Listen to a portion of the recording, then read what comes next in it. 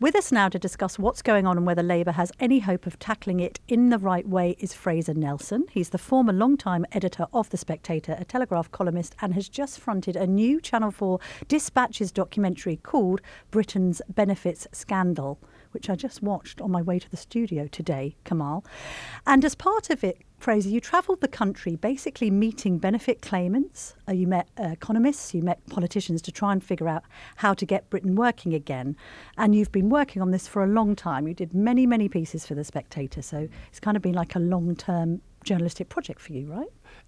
I've been doing this for about 25 years, for as long as I've been in journalism. And it's always, like, my family's from Glasgow. And that city, if you live there, as I did for a while, is just stunning in that the discrepancies of wealth. You've got the west end of Glasgow, one of the best places to live in the world.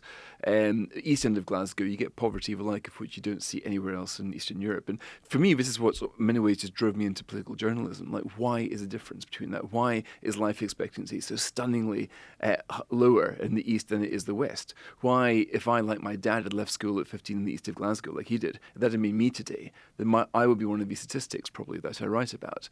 So this has always fascinated me, and I've always thought the disparity here is not to do with geography, it's not to do with the weather or anything, it's basically to do with politics and policies, and the policies that we use to try to look after those at the bottom. Now, when they go wrong, we end up creating the most expensive poverty in the world, and we're doing this now on a scale which I don't think anybody had quite grasped. So at the moment, we have 3 million people on long-term sickness benefits. That's 1 million more than just 5 years ago, and the forecast is to be 4 million in just 4 years' time. Now, when you think about the number of people being written off, it's staggering, and yet it's hardly ever discussed. When I was editor of The Spectator, quite often I come across these figures, and you do a double take. You think, well, hang on, what do you mean, like 30% of Easter House is on a sickness benefit? That can't be true. What do you mean, like 3 million people, and that's 7% of the whole population? That can't be true. And then, so I wanted to go and see if it was. So I went right around the country into these affected areas, and I found out it was actually far worse than I thought. And I got to meet the people in the system, people who we never hear from. They've kind of become a country within a country. They're often invoked in political discussions, but never actually consulted. And what I found out was that almost everybody I spoke to really wanted to get back into work, but they ended up trapped by the system that's supposed to be helping them.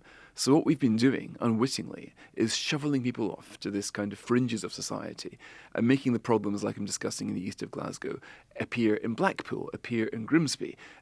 So we're now seeing poverty that no developed country should have being actively incubated by dysfunctional government policies. And I wanted to find a way of trying to make this more vivid than just writing statistics in a column, and also trying to let those who are the victim of the system speak for themselves. Now, Fraser, some of those interviews are incredibly moving, and it does give you the real human picture of what worklessness actually means.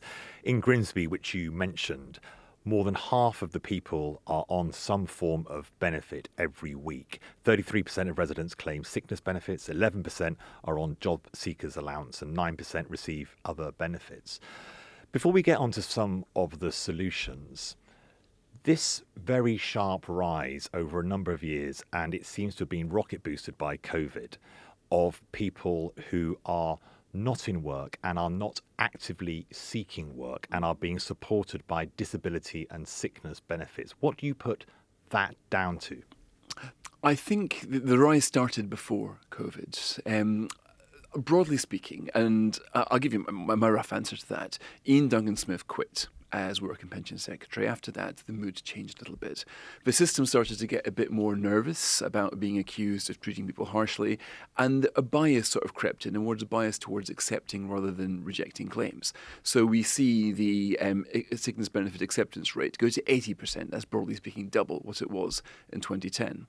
Now, then we see the sort of slow decline of reassessments. When you're given sickness benefit, it's supposed to be for 18 months, 2 years, 1 year, whatever, but you're supposed to be reassessed. So you come back saying, how are you feeling now? Do you think you can work?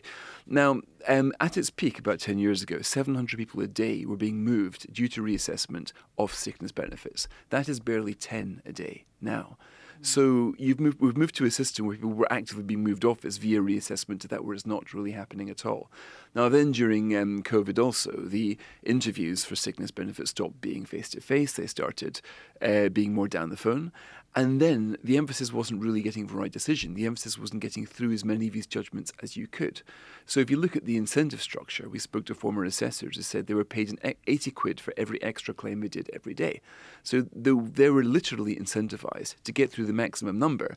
And the quickest way of doing that is to grant somebody an award and so-called curtail it. So if you're talking to somebody and say after 20 minutes you think, okay, I'm going to give you the award, you don't have to complete the interview. You can just move on to the next one.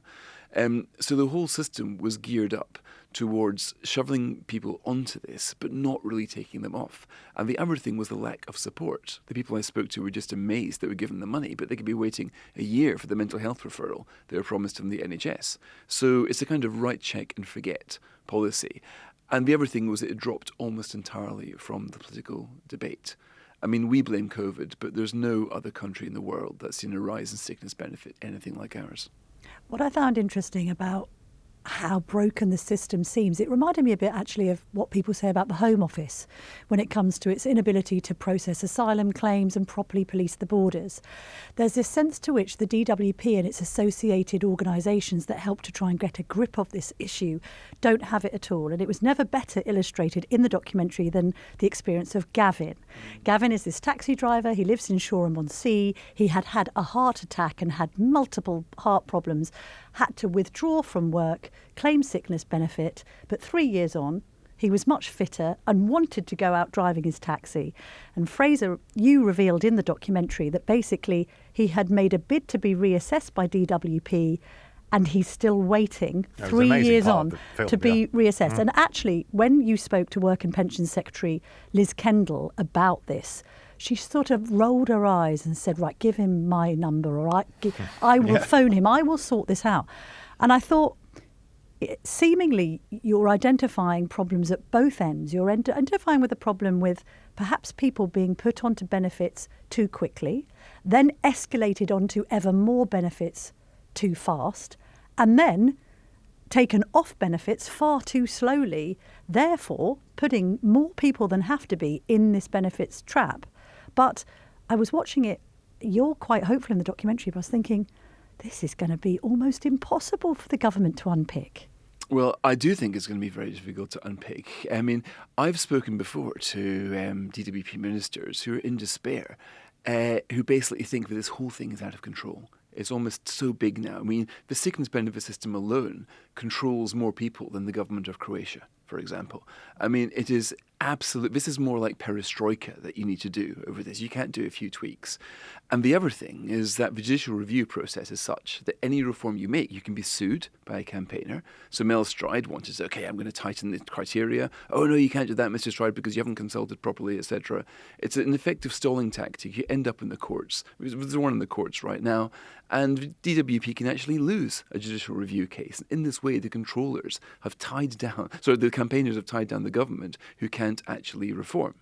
Then there's the other thing. These assessments are done by private companies. They'll have their contracts. They're difficult to do. But the other thing is that reforming welfare is the toughest job in politics, politically, because you will always be accused of being cruel and heartless to the most disadvantaged people in society. Politically, the easiest thing to do is to leave it alone, just to forget about these people, to use immigration to fill labour force gaps, but don't really go through the process of reassessing people, asking them what work you can do. Because if you get that wrong, and statistically, if you're reassessing 2 million people, of course you're going to get a few wrong. That will lead to very bad headlines, which politicians now are far more scared of than they were 10 years ago. So you're seeing a situation where the economic case, the social case, the kind of moral case for reform is absolutely huge. We're writing off a staggering chunk of British society. But the political case is pretty weak. The political case is just to, let's all say this is a terrible problem, we need to fix it, but don't actually do it ourselves. Because the politicians know how cumbersome the process is. If they set up something in chain, that something's going to make mistakes. And if you make mistakes and those right at the bottom, the genuinely disabled, then you can expect the mother of all bad headlines. Fraser, why do you feel optimistic? I had, as you were answering that, I had St. Augustine in my head, Lord may be virtuous, but not today.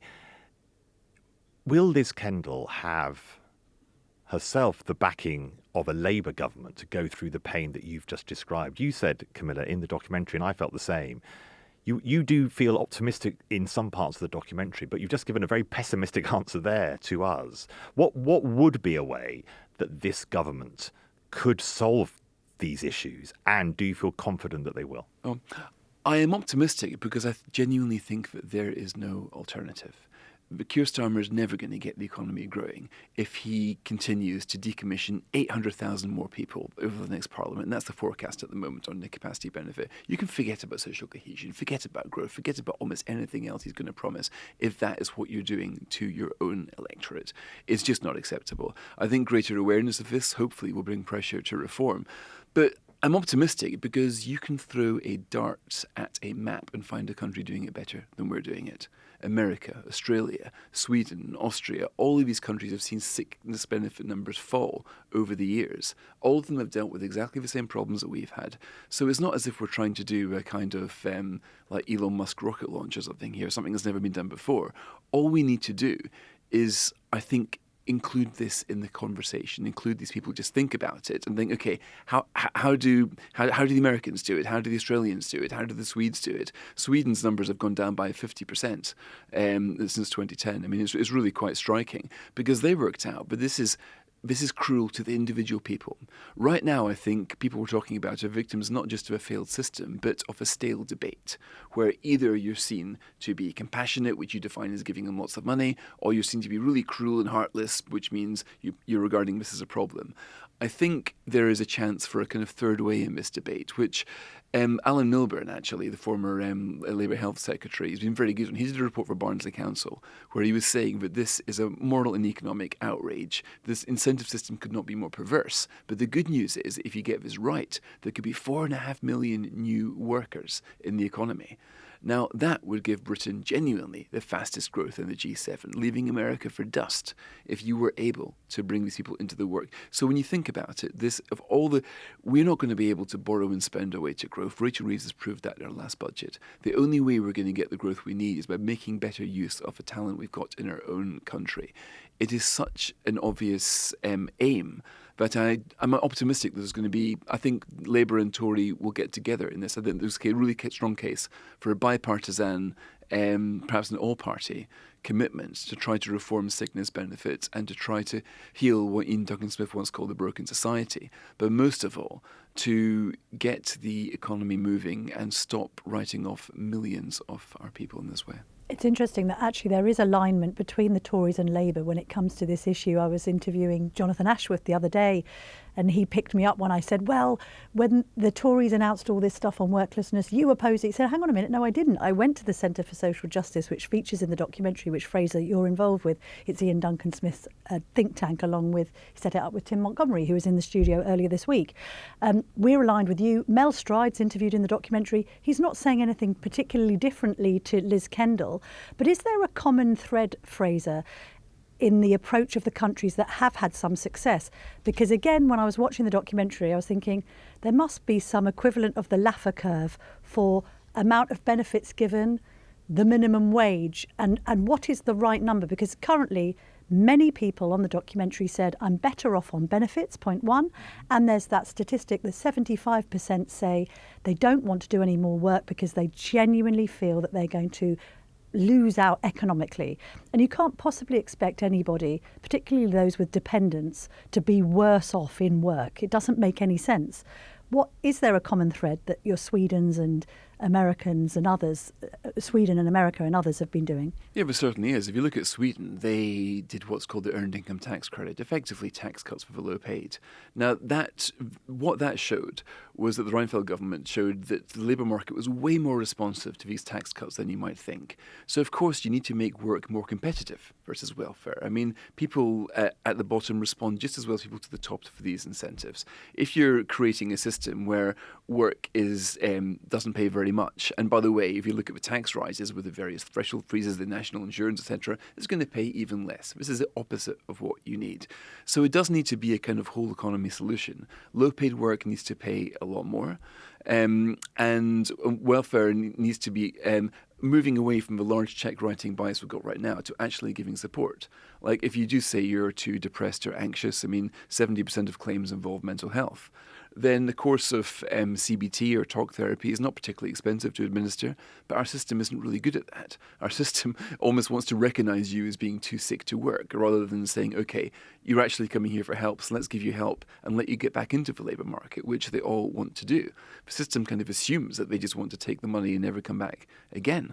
If you basically take this from a sort of occupational health point of view, and if somebody says that they want to go into long-term sick benefit, and rather than send them down to do a sort of 45-minute phone interview, you send them to an occupational health specialist to see what they genuinely need, then you can actually give them help. That's a legitimate function of the welfare state, and we're simply not doing it.